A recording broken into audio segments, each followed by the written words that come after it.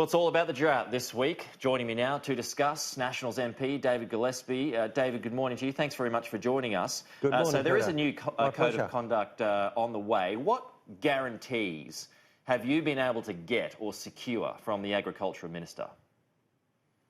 Well, there's many of us in this building that have been arguing for this mandatory dairy code of conduct to be brought forward into regulation as soon as possible. It's been very exposed to the industry. All levels of it have had their say. We just want it delivered. But we do want to stress that the 9 principles outlined in the discussion documents are being honoured.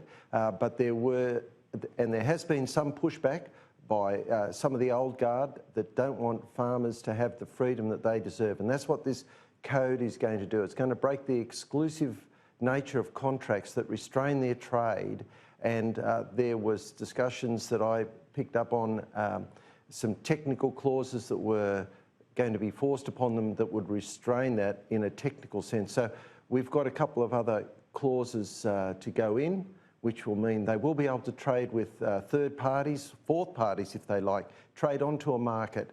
The main thing is there'll be no more retrospective step downs.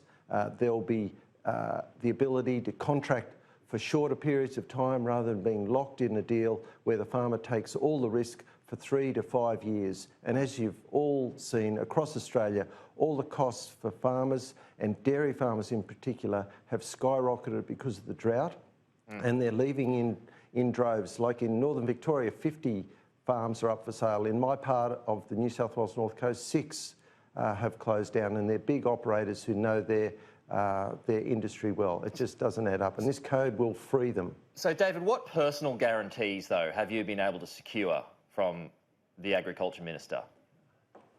Oh, well, look, we all have discussions with our ministers when we're in government, and we have got a commitment to make sure that the mandatory code of conduct is out for the final 4-week exposure, because we need to meet the deadline of getting the regulations off to the Executive Council by the end of this parliamentary year, so they can come into force on the 1st of January. What about processors, which are basically the businesses that deal with packaging and manufacturing? Do you believe that they have too much power?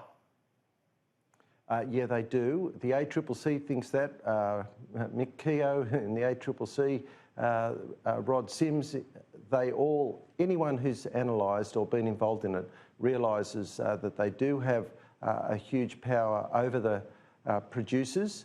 Historically, the processors were dairy farmers. They were all cooperatives, but now they're separate standalone businesses. There are a few remaining co-ops, and they will look after themselves. And this mandatory code of conduct is not regulation red tape. It is a set of codes that they must comply with in the contracting space, which will allow everyone to have knowledge and the ability to trade with whoever they like. So this knowledge is money. So this new code of conduct will allow farmers to use more than just one processor. They can use several, and that is something that basically breaks that exclusivity. Is that what you're saying?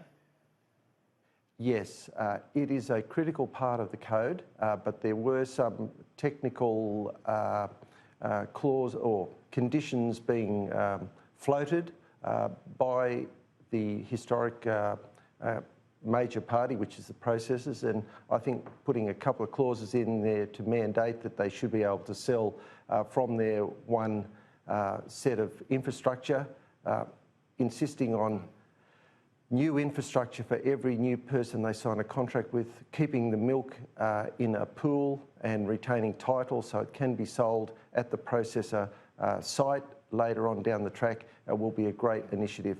Because look, there are milk swaps going on all the time between the processors, but the farmers don't see any of that. They're just locked in these long-term contracts where if the market changes, the costs change, there's no ability for them to renegotiate. They're just locked in, serving one supplier for the duration of the contract. And 5 years is a very long time. That's what some of the contracts that have been floated around in my part of the world. David, are you happy with the work that Bridget McKenzie's doing? Bridget has got a lot of feedback from all members who have dairy farms in their electorate, whether you're in WA or in South Australia or New South Wales, Queensland, Victoria. They're all different areas. They've all got their different cost structures and costs of production, and we give her plenty of feedback, that's for sure. And I'm looking forward to seeing this mandatory code of conduct up in the regulations as soon as possible. There's the opportunity for people to comment yet again, but we've already had 2 rounds of national consultations.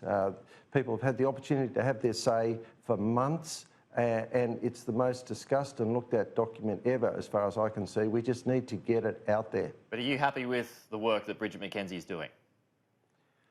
Bridget has had the benefit of advice from all of us, including me, and it makes it a lot stronger. Are you happy with Michael McCormack, the work that he's doing? Yeah, well, Michael is our leader, and he's taking our concerns up to the executive. That's their jobs. Yeah, but is everybody? I guess what I'm getting at here is everybody in the Nationals pulling in the same direction. Yeah, generally we are. We're usually a pretty practical lot. We're pragmatic. We believe in things that work. What we all know, and lots of dairy farmers know, is that the current situation doesn't work, and that's why we need this mandatory code of conduct so they have fair bargaining power. There's standard clauses that explain how negotiations, what minimum things must be there and what things can't be there, like retrospective step-downs, like exclusivity, and there's roles for arbitration and negotiation, all wrapped up into it'll be a great thing for dairy farms because they'll be able to trade freely. They can increase their production if they get better conditions. They are not locked in for months at a time and years at a time. They can get the value, they get the knowledge. It will enable a trading platform for milk so dairy farmers can do what people in the sugar industry do, like in the grains and other agricultural commodities. They can trade on a market. And this code of conduct and removing exclusivity, and particularly creating ability for the farmer to send all his milk off with one processing truck, but then the processor can deal in contracts that are negotiated at the same time with other players. Barnaby Joy said the drought could cost the coalition the next election. Do you agree with him? Well, look, in some of the seats in New South Wales, it did cost the New South Wales government seat, yeah. Look, it's a red-hot issue for everyone. It is a horrible drought, worse than the one that I remember as a young bloke in 81, 82, where people walked off farms.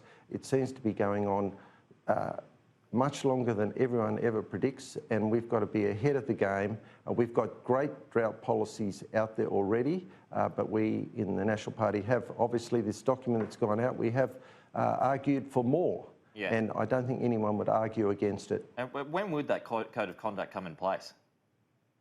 Well, it was imminent. I was advised at the start of the week it was going to be today, but I just checked on the Ag website and it's not there yet. So if it's not on the website for observation and discussion today, in the next couple of days, I expect.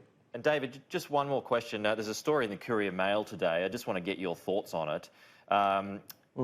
Drought-declared farmers should be exempt from paying income tax, and states should be pressured to suspend payroll tax when it comes to farmers. Does that have merit, that idea? Well, I think there's plenty of... they have to have income and make a profit, and many of them aren't at the moment. They're trading at a loss because of their increased input costs, so that's a pretty hypothetical. But payroll tax, they would have to have an awful lot of people on the payroll to be eligible for it. Every state's different. But personally, payroll tax is a very negative counter to the logic that I can understand. Why you put a tax on employing too many people, it just can't be defended. The sooner we can organise our affairs to remove payroll tax, the better. But it is a state-generated tax. It was going to be washed away when the GST was first floated, but when things were renegotiated down to 10% on only half the economy, payroll tax stayed. But it's a great idea to get rid of payroll tax, that's for sure. All right, Nationals MP David Gillespie, appreciate your time this morning. Thanks for joining us. Okay, Peter, my pleasure.